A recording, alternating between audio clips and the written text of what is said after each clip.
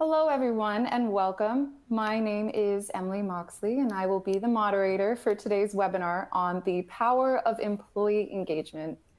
It's really exciting to have you all here because we're diving into a topic that couldn't be more timely or more critical. Recent research has stated that employee disengagement is costing $1.6 trillion in lost productivity every year. That number alone should be a little bit of a wake-up call for all of us. So how do we turn this around? How can companies take meaningful steps to improve engagement, boost retention, and then head into the new year with a refreshed outlook on productivity and well-being? Today, with the help of Dr. Judy Lee, our senior people scientist at WebMD's Center for Research, and TINYpulse, account executive at WebMD Health Services, we'll explore how building an employee engagement initiative centered on communication and consistent listening can make all the difference. We'll also dive into the latest research and insights on employee engagement, giving you a clearer understanding of the current state of employee well-being and strategies. Sorry, my internet just glitched, and strategies to address it. By the end of this webinar, you'll not only understand the benefits of increased engagement, but also walk away with some tools to implement and sustain an effective engagement program in your organization. If you have any questions throughout the presentation, please feel free to throw them in the Q&A section.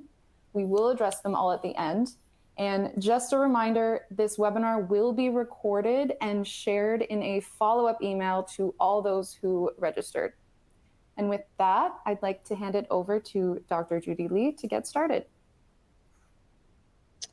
Hello, everyone, and thank you so much, Emily. My name is Judy Lee, Senior People Scientist and at the Center for Research at WebMD Health Services. My formal training and background is in organizational research, and I'm passionate about exploring how we can foster healthy workplaces by prioritizing employee experience, engagement, health, and well-being as key strategic imperatives.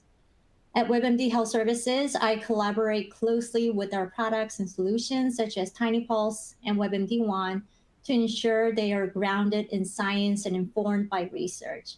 I also work directly with clients, supporting them in evaluating and enhancing their employee engagement and well-being strategies.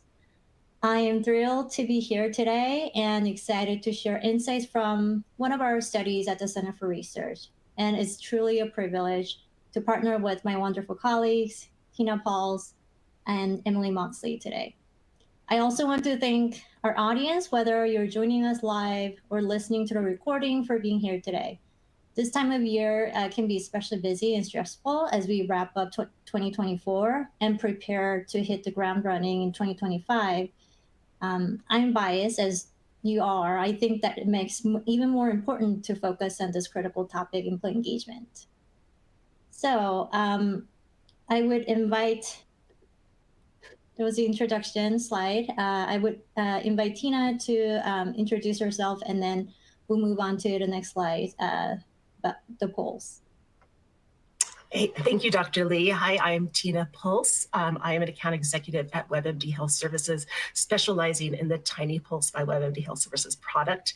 I've worked for 6 years to help organizations not just understand their engagement initiatives and how they can execute best by using our product, but to also help educate the greater public. You might see me on LinkedIn. I love to post things that I feel very strongly about, and employee engagement is one of those. I'm very excited to be here presenting with you, Dr. Lee. Thank you, awesome. As we reflect on our current engagement strategies and work toward crafting a refined approach for the coming year, I hope all of you can find today's session insightful and leave feeling empowered to take meaningful steps to enhance your organization's engagement strategy. With that, before we dive into the interesting findings from our study on employee engagement, I'd like to start with a quick pulse check for the audience. Here's a question: is employee engagement a priority in your organization for 2025? I'll give you about a minute to cast your vote, and then we'll see where everyone stands. This will provide us with an important data point to better understand our starting point. Question, is employee engagement a priority for your organization in 2025? A, yes. Somewhat. No. The last option is unsure, I don't know.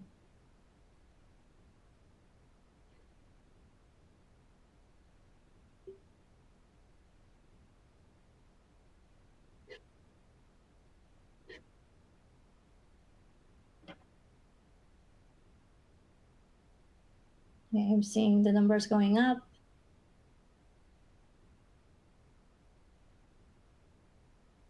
Okay, I'll stop there. Okay, the poll results are in, so I'll go ahead. So thanks for participating, and here's what we found. 66.7% said yes, you're in the right room then, and 28.2% said somewhat. So for these two groups, employee engagement is clearly a priority. 5.1% said no, and 0%, so no one said unsure, I don't know. This is interesting, and you're all right at the right webinar. For those who responded no, I'd be curious to hear about other priorities your organizations have set for 2025. And even if even if employee engagement isn't currently a focus or you're unsure about its priority, I'm confident you'll find something valuable in today's webinar to take back to your organization and perhaps consider employee engagement along the way. Awesome, thank you. Before we dive in, let me give you a quick overview of today's agenda. Today's presentation is divided into 4 main parts. The first part is about defining employee engagement and its importance. We'll explore how employee engagement is defined and why it plays such a critical role in organizational success. Second, I will share key insights from our study conducted by the Center for Research at WebMD Health Services. And since engagement isn't one size fits all, we'll discuss how factors like employee demographics, tenure, and job roles influence engagement levels.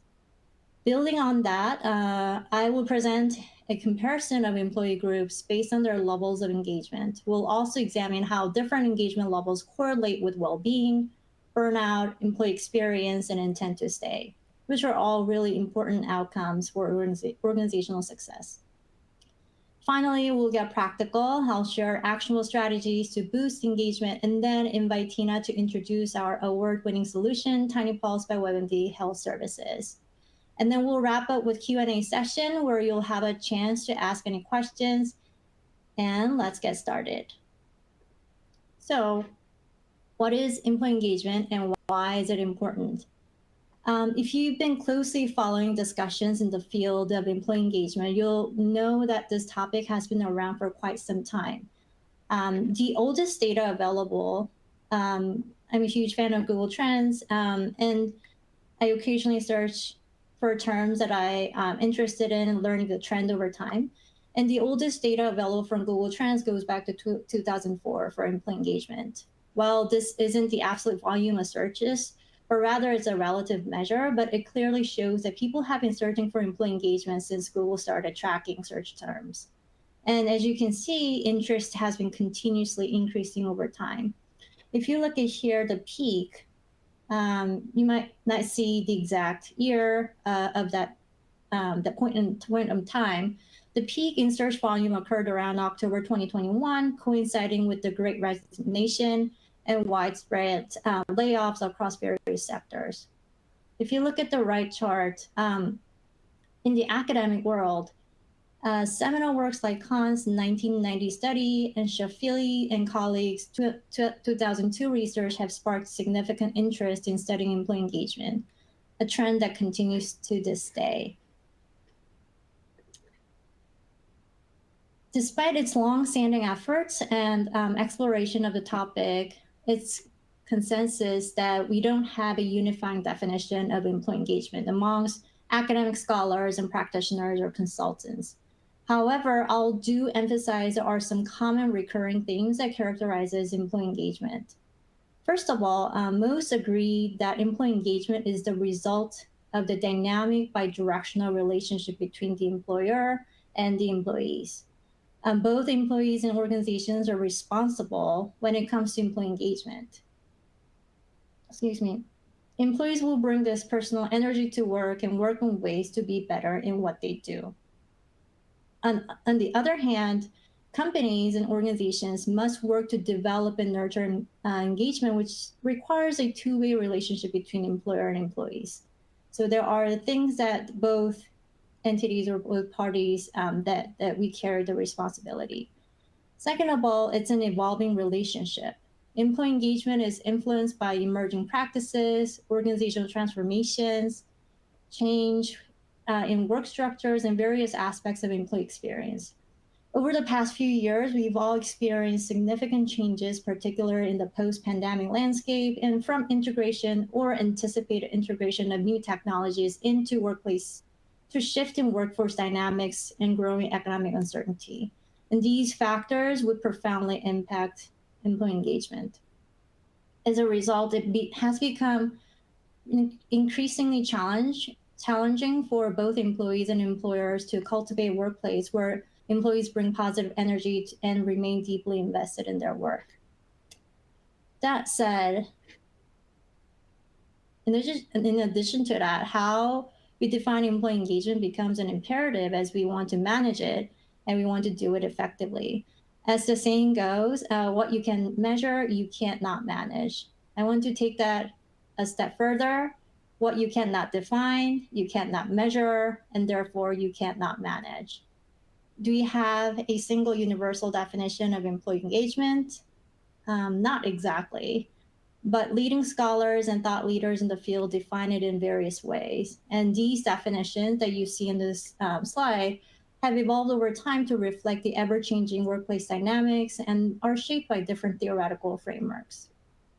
As we saw earlier, there's a vast amount of research on this topic, yet perspectives often vary, each highlighting different aspects of employee engagement. I won't go into details about the various streams of research, but here are a few examples from academic studies presented in chronological order. If we were to include industry perspectives, the list would grow even longer. But I will say the diversity isn't necessarily a problem. I think it reflects the complexity of the workplace and the reality we are navigating. That said, our call to action is to carefully examine how we define employee engagement within our organizations, because a clear and thoughtful definition serves as a foundation for guiding effective measurement and strategies, action plans accordingly. I will share, though, generally, most definitions of employee engagement share common themes, emphasizing the positive energy employees bring to their workplace, and engaged employees are deeply invested in their work, emotionally committed, and aligned with their organization's goal and success. They are focused, embrace challenges, innovative, and often serve as a cornerstone for building healthy and resilient organizations. To add another layer, based on my observations and literature review, recent research trends have increasingly emphasized the importance of social elements and workplace dynamics. And studies now focus on the role of social connection and relationships in the work environment in relation to employee engagement, underscoring their critical importance in fostering a healthy and engaging workplace. So key factors include recognition, relationships within teams, and connections with managers, all of which contribute to a more supportive and collaborative work culture. There's a little nugget there for me. Regardless of how we define it, as long as we measure it within the well-studied domain of employee engagement, I think the importance of focusing on it becomes clear. Why do we need to focus on employee engagement? This visual underscores why employee engagement is a critical area of focus. It's strongly tied to both individual and organizational outcomes. First, if you look at well-being on the right side, employee engagement is closely linked to well-being, especially work-related well-being in particular. Since well-being is holistic and its dimensions are interconnected, engagement often influences and is influenced by various aspects of well-being, and you'll see some of this highlighted in later slides as well. Also, performance and retention. Engagement is associated with factors that enhance productivity and performance, often referred to as in-role performance. So performance related to your role, job, or tasks. It fosters creativity, efficiency, flexibility, to name a few. Additionally, engaged employees are more likely to stay with their organization, reducing turnover, and often go beyond their formal roles by contributing through behaviors like mentorship, support, and other organizational citizenship behavior, if you're familiar with the term, which is represented as extra role performance in organizational management literature. And lastly, substantial body of research across various work settings, industries, and sectors highlights the far-reaching impact of employee engagement. When you have employees with high level of engagement, it doesn't just benefit employees and organizations around you. It positively influences external stakeholders as well. Studies show that customers, clients, patients, students report higher level of satisfaction when they are working with highly engaged employees. So now that we've seen that employee engagement should be a part of priorities, I'd love to know what drives employee engagement and discuss how we look at the drivers of employee engagement. What factors contribute to fostering employee engagement among employees? And I like to explore this through the lens of the employee experience. This is a working definition point of view from the Center for Research.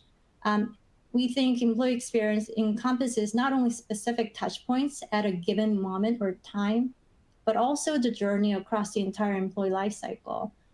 At the Center for Research, we emphasize the importance of addressing multiple levels, layers, individual, role-specific, job-related, managerial, and organizational, and also industrial macro environment when considering employee experience. We believe that each level plays a critical role in shaping a healthy organizational culture, fostering engagement, and driving other key outcomes. With that, I'd like to share a little bit about how we define employee engagement at TINYpulse. It's an award-winning employee engagement and feedback platform provided by WebMD Health Services. To help our clients effectively measure and manage employee engagement, we define it as the extent to which one is emotionally, cognitively, and behaviorally invested in their work. The definition is grounded in decades of research, including theoretical and skill development work. Drawing inspirations from Kahn's seminal 1990 work on employee engagement, we've identified 3 core components of engagement and key drivers, as shown on the right. This theoretical foundation informs how we design our surveys to measure engagement in the most efficient, valid, and reliable way possible. So here's what sets our approach apart. We have clear definition. We make a distinct separation between engagement itself and its key drivers. And we have strong theoretical basis. Our definition and dimensionality of engagement are rooted in well-established theoretical framework, and it is research-driven. Our methodology reflects insights over 30 years of engagement research.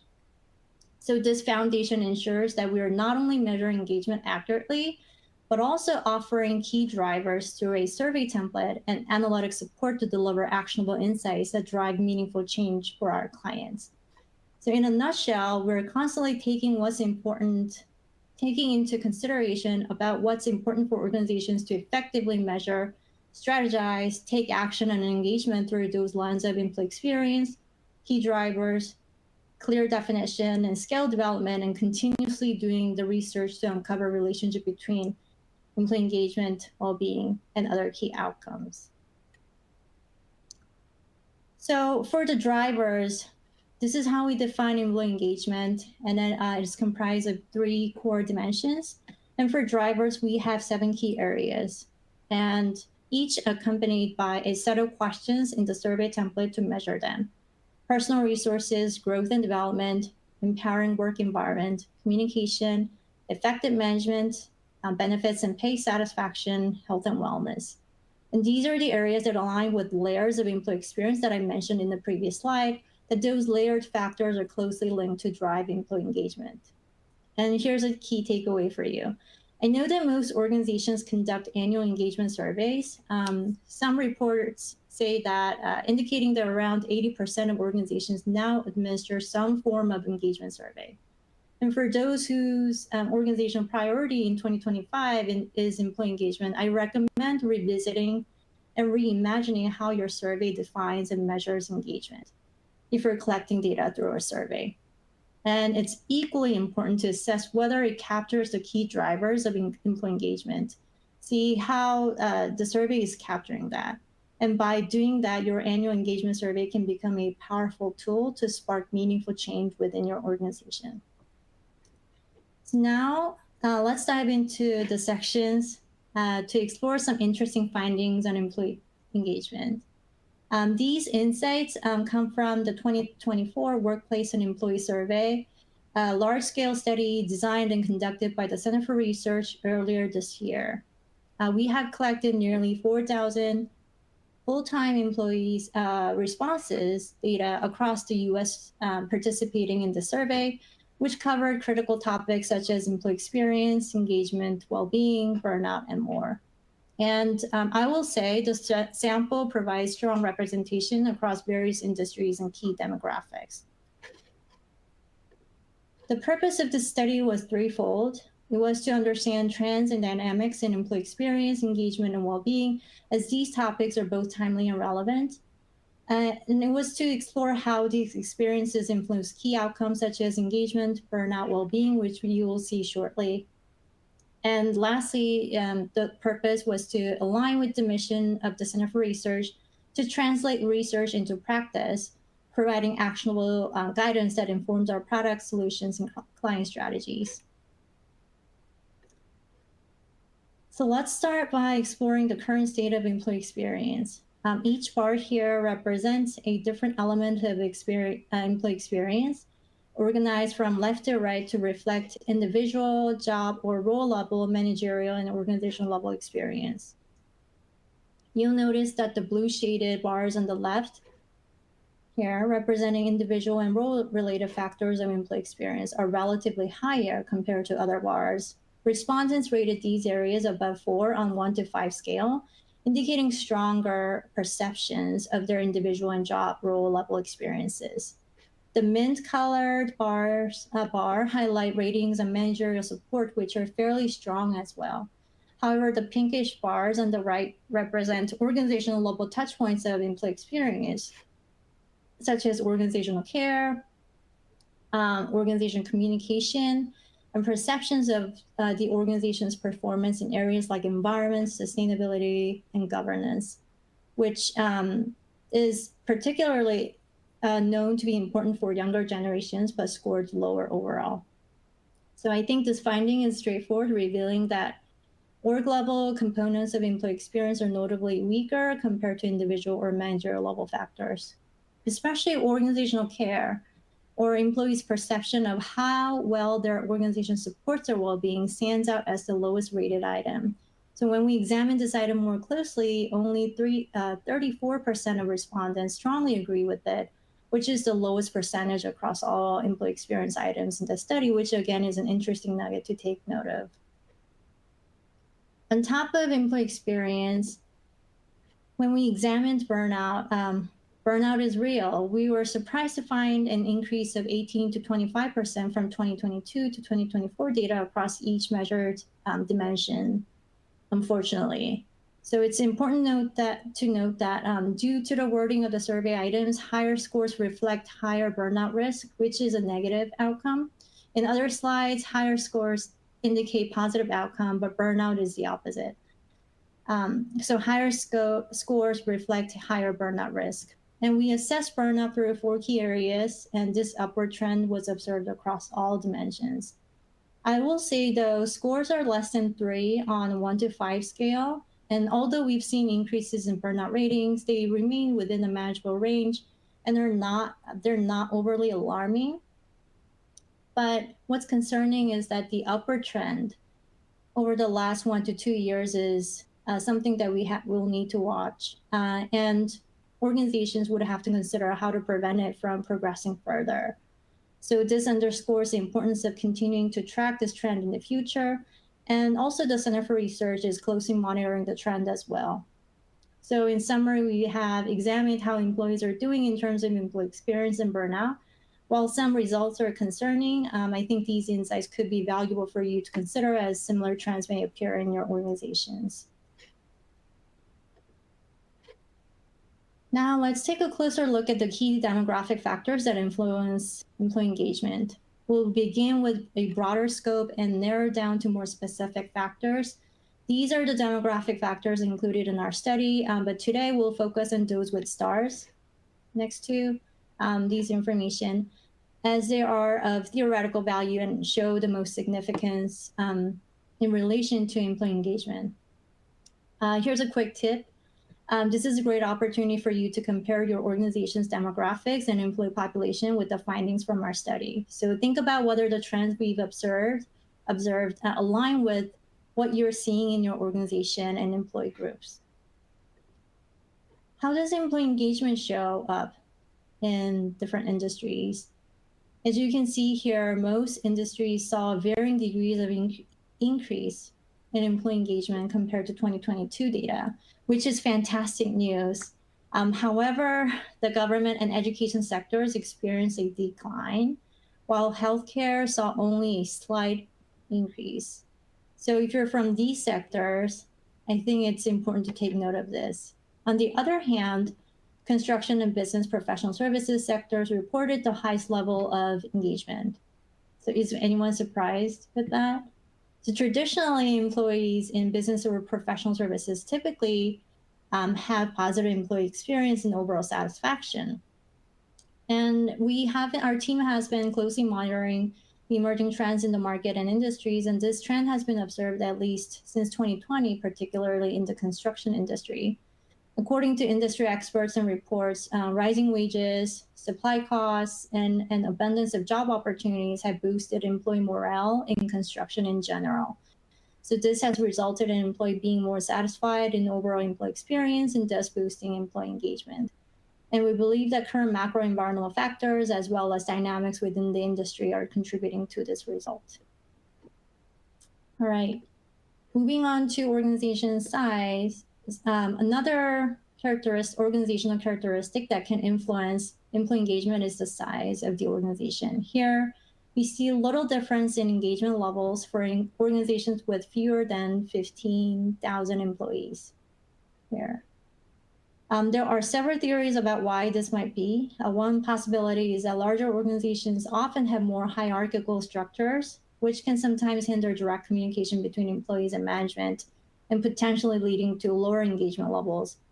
However, on the other hand, these organizations may also have more resources to invest in employee development and engagement initiatives.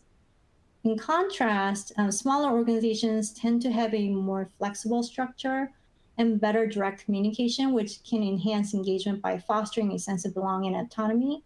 In our data, interestingly, while small to medium-sized organizations often show more consistency in engagement levels, organizations with 15,000 or more employees tend to exhibit lower engagement levels. This aligns with the general finding that larger companies may struggle to maintain high engagement due to their size, complexity, and hierarchy. What we can take away from this is that regardless of size, every organization has strengths you can leverage to boost engagement. So I hope you can identify your org's unique strengths so you can work together with your employees to build a healthier and more successful organization. Now that we've covered organizational demographics, let's move on to individual level demographics. According to our study, employee engagement varies across different age cohorts, with Gen X showing the highest levels of engagement, and then Gen Z and baby boomers exhibit lower engagement levels. For Gen Z, this could be attributed to their early career stages where they may lack autonomy or developmental opportunities. And for baby boomers, lower engagement might be influenced by nearing retirement or generational disconnects with organizational changes. And these age cohort differences suggest that engagement is shaped by also life stage and career goals too. Another important factor is an employee's role within the organization. Our study shows that employee engagement generally increases with higher organizational levels, particularly once employees move beyond senior manager positions.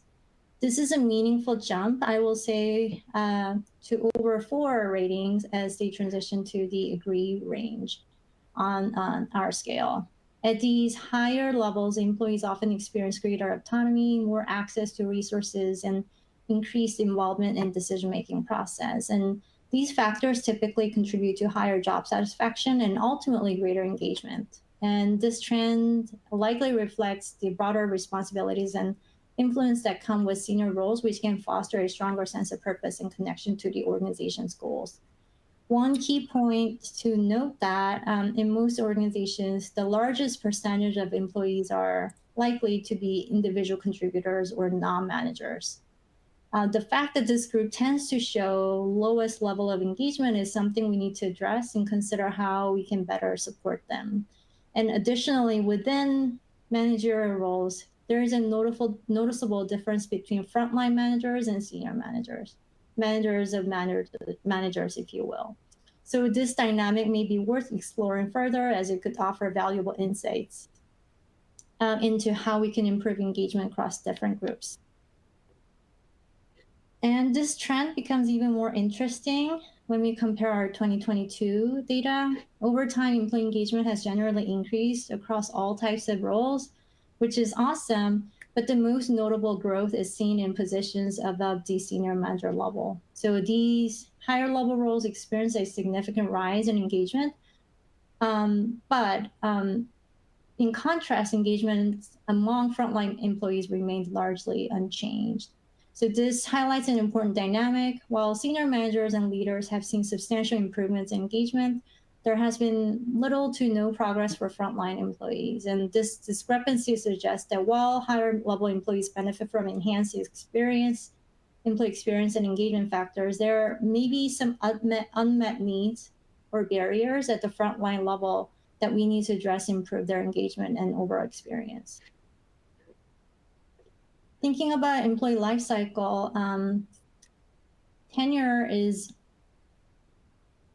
thinking about tenure and employee life cycle. Employee engagement generally increases with tenure, particularly in the early years, as employees acclimate to company, feel valued, and experience personal growth. And engagement tends to peak around 1 to 3 year mark when employees are still motivated by new opportunities and career development. However, some literature suggests a different trend. So I will say it's still inconclusive to say that we are seeing some general trends about employee engagement and slicing data by tenure. But this is what we see when we compare our data with 2022. As you can see from the light blue bars, engagement is high among newer employees, but it starts to decrease and then rebounds after a 5 year mark. So still, while the trend is not entirely stable, I will say, and remains inconclusive due to multiple unforeseen factors, but I think one thing is clear: despite the varying patterns across employee lifecycle, employee engagement decreased for those with under 6 months and over 5+ years of tenure, while other tenure groups generally show increases. So this could suggest that organizations should focus on these specific groups, new hires, and also employees with 5+ years tenure. And the focus should shift to retaining their valuable experience and knowledge, ensuring they could continue to feel challenged and recognized, but also showing special care and support for new hires. So I highly encourage you to compare your data, if you do have data, and see if these patterns hold true. So tailored support for both groups will help improve retention and engagement. Lastly, work arrangement. Work arrangements serve as both an organizational and individual factor. They are shaped by company decisions, but influence an employee's daily experience. So these arrangements are often closely tied to workplace flexibility. In this analysis, we asked participants whether they work exclusively on-site, in office, remotely, or in a hybrid arrangement, which combines any of these settings. And our findings show that employees in hybrid settings report the highest level of employee engagement. In contrast, those working exclusively on-site, in office, or remotely show only small variations in their engagement levels. So if your organization has a mix of work arrangements, consider examining these variables to assess whether there is a need for tailored support across these groups. Different work arrangements may require different engagement strategies to address unique challenges or opportunities for each group. Here is a slide of recap of findings. As we have seen in previous slides, we have seen how engagement differs across industry, size of organization, generation/age cohort, and also organizational hierarchy or levels, and also tenure and work arrangement. Now let's take this analysis a step further, and can we group employees into different categories based on their engagement levels, and what insights can we get from this? And grouping employees based on their engagement level can provide valuable insights into patterns and actionable opportunities for improvement. Many reports in the market provide their own way of categorization, but for our study, we grouped responses based on the average scores of employee engagement items that we have included in our survey and study. Considering the distribution of the data and the response scale, employees who scored below 3 were categorized as disengaged, and those scoring between 3 and 4 were labeled somewhat engaged. Scores between 4 and 5 were classified as moderately engaged, and those who scored 5 were considered highly engaged. As you can see from the chart, 45% of employees fall into the moderately engaged category, while 8% are classified as disengaged. And this spread closely resembles a normal distribution with a bell-shaped curve, indicating that most employees are moderately engaged and only a small portion falls into the disengaged category. And I also reviewed other industry reports, and their findings generally align with this pattern as well. Some reports indicate disengaged group as actively disengaged and somewhat to disengaged. And even if we adopt those categorization, we see similar portions of employees falling on the categories. So now let's take a look at well-being and different levels of engagement. It's very interesting. So perceptions of well-being and employee engagement are strongly correlated. You'll see higher engagement levels are typically associated with better perceptions of well-being. As engagement level decrease, employees tend to report poorer well-being. So this suggests that a disengaged workforce may experience more stress and dissatisfaction impacting their overall well-being. And the most significant difference between engagement level is observed in work-related work well-being, the second dots from the left here, this section, with disengaged employees reporting the lowest levels. So this gap highlights the critical need for engagement initiatives that focus on improving work-related aspects of well-being to address this disparity. And these patterns align with broader research indicating the strong link between engagement and well-being, where employee engagement drives positive outcomes in both individual well-being. Moving on to employee experience, let's see how employee engagement relates to the overall employee experience.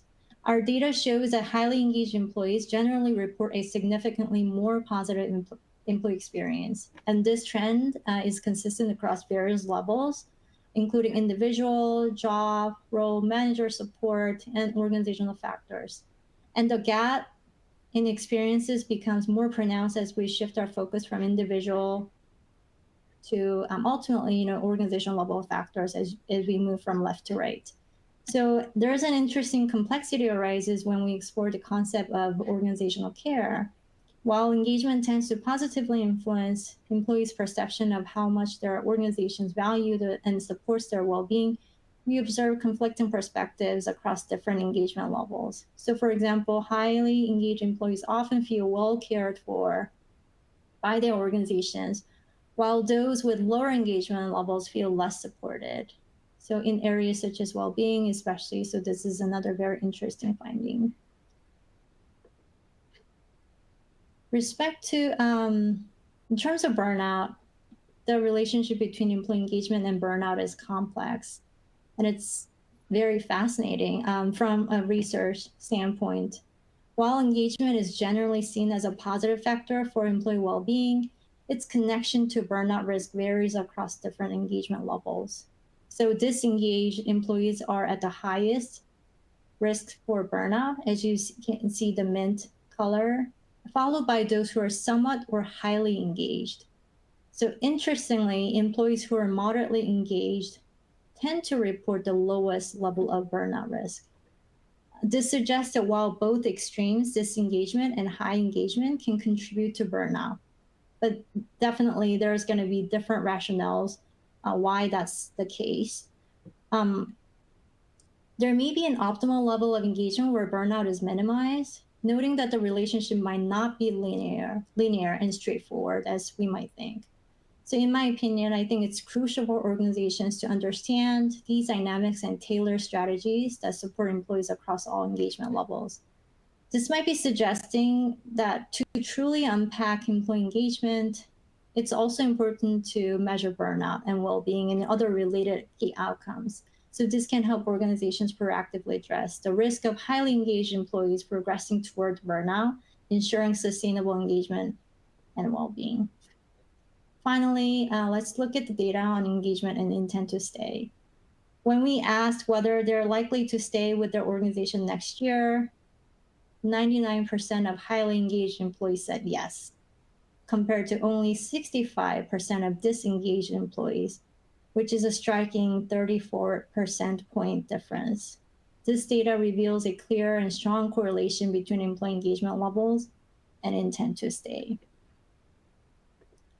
So here's another recap of findings. Employee engagement is linked to employee experience, well-being, intent to stay, and burnout risk.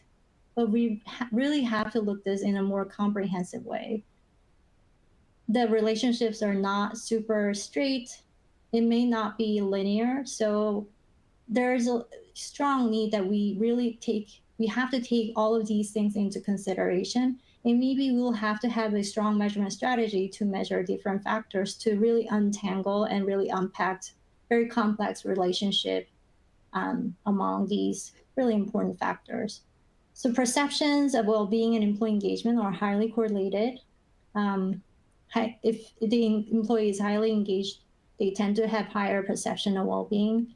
Highly engaged employees generally report a positive employee experience. Again, we were seeing the similar pattern for employee experience in relation to employee engagement. And again, the relationship between engagement and burnout is complex. Highly engaged employees are also susceptible to higher burnout risk. As employee engagement increases, as does intent to stay, we have seen that curve that really has like a huge difference between disengaged employees and highly engaged employees in terms of intent to stay, which is more than 30% point difference. So I would love to do another poll. So if employee, before we move on to practical recommendations, if employee engagement is a priority for your organization, how confident are you that your organization is ready to implement an effective employee engagement strategy in 2025?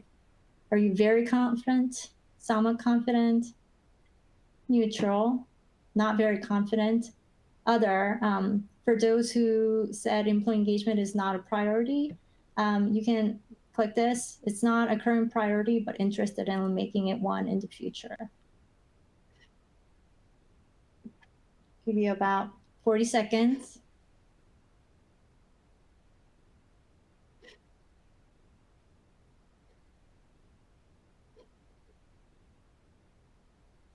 All right.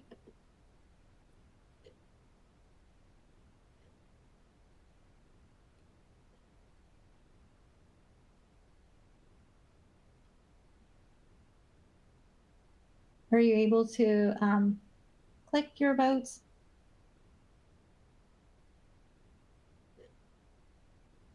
Let's see. Okay. Okay, I see numbers going up. Thank you. All right.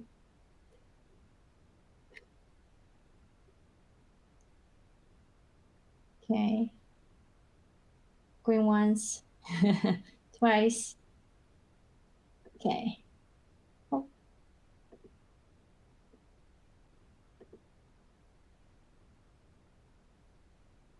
Oh, I see. Okay. All right. Yeah, the poll results were flipped. So here's the results side. Wow. But it's great to see 21% said very confident. We're fully prepared, in full steam. Somewhat confident we need further development, of course. I think that's the case for most people. It was 55.3% neutral. We're still in the early stages of planning. Not very confident we're facing challenges. I'd be curious to hear what challenges that you're encountering. But this is all very interesting, and I hope we can move further down to, up, so that we can feel very confident as we are preparing for 2025. Thank you. So for recommendations, I have three key themes, and I'll try to be quick. So first, I challenge you to reflect on how your org is defining and measuring employee engagement. Is your definition aligned with evidence-based research, your business objectives, and the unique dynamics of your sector? And does your measurement strategy accurately reflect your definition? And second, are you measuring the drivers of engagement alongside engagement itself? If not, you're only capturing a snapshot, making it difficult to identify actionable steps to enhance engagement. So understanding the underlying drivers is critical for developing effective strategies. And finally, if you're already doing these things, it's important to continuously evaluate whether your engagement strategies are achieving their intended outcomes. Consider leveraging tools like pulse surveys to monitor trends more frequently instead of relying solely on annual engagement surveys. And this approach allows you to stay agile and respond to changes in real time.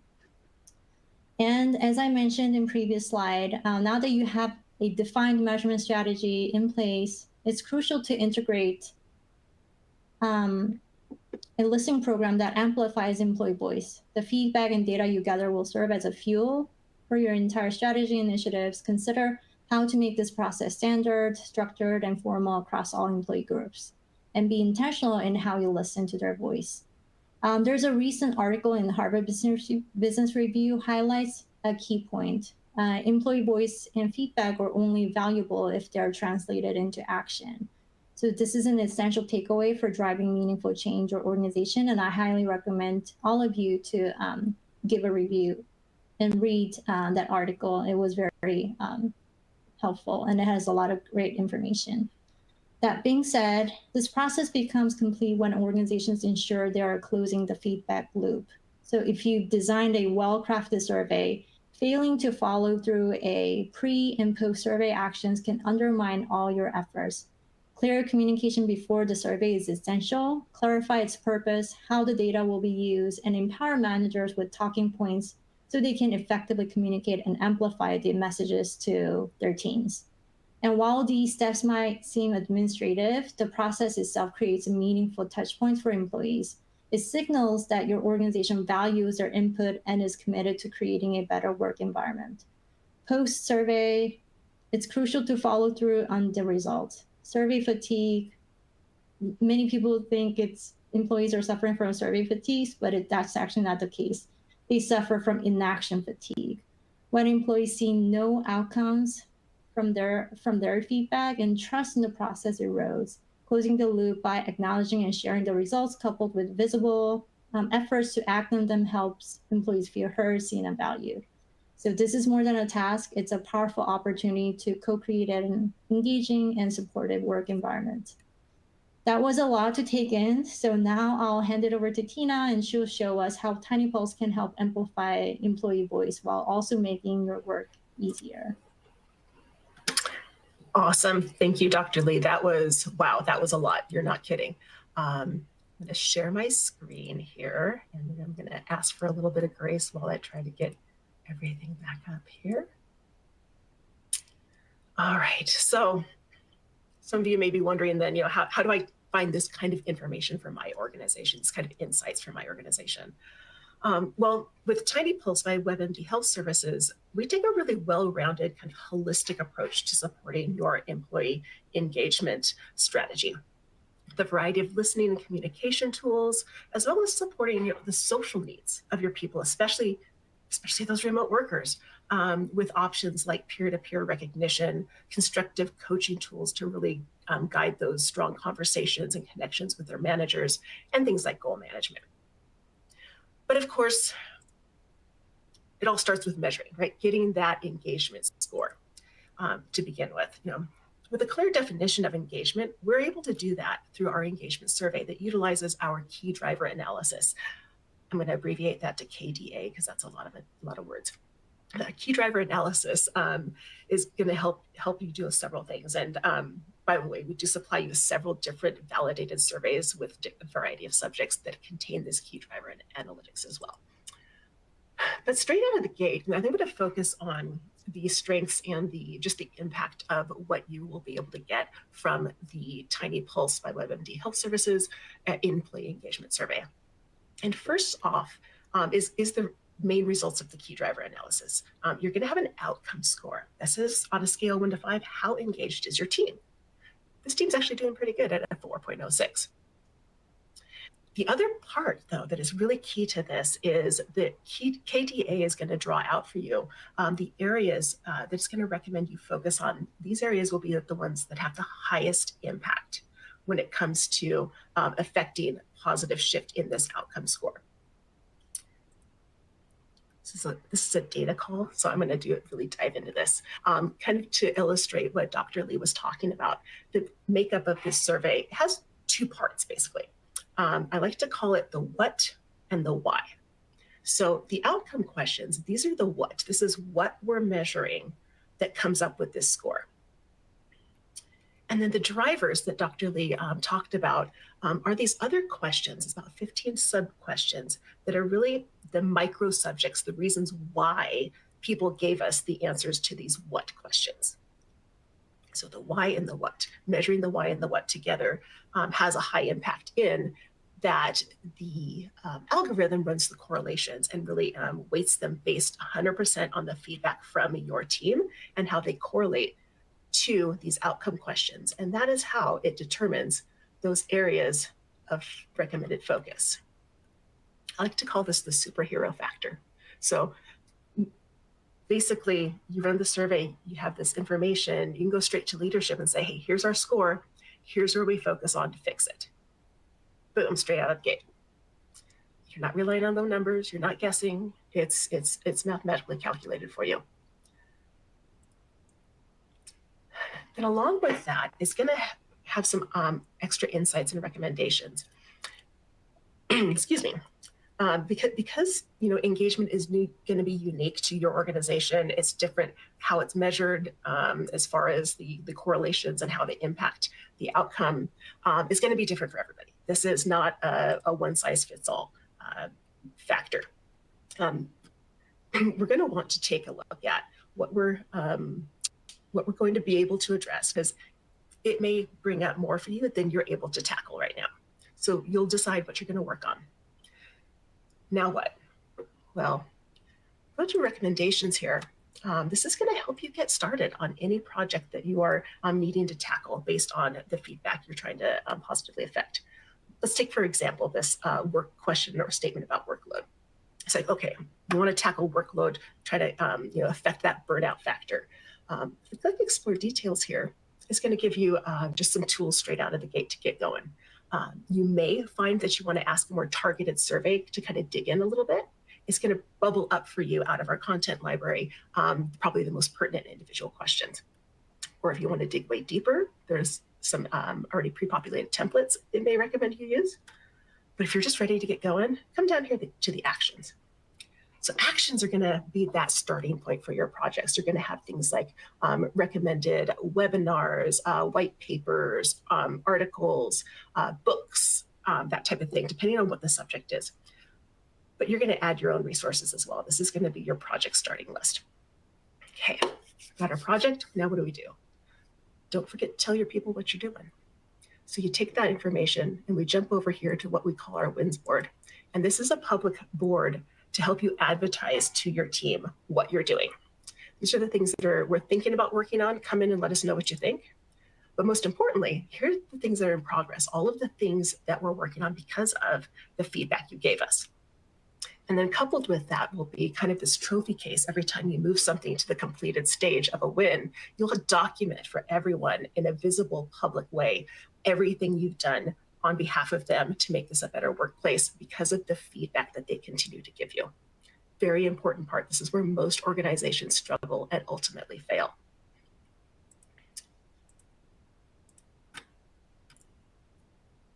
So I'm going to go back. I'm very much a process-oriented person, so I like to kind of tie things together. But thinking about all of that information that Dr. Lee had is really grounded in having a well-established segmentation. Any ways that you already have, you think about your organization and your people. Often this is already in like maybe your HRIS system. You're going to want to slice your data in multiple ways. You slice by things like department, very common. Things like tenure, that's often a very insightful, as we saw from Dr. Lee's data. But really the idea is to slice it by as many different ways as makes sense for your organization to give you visibility into those pockets of population that you might otherwise not have visibility into.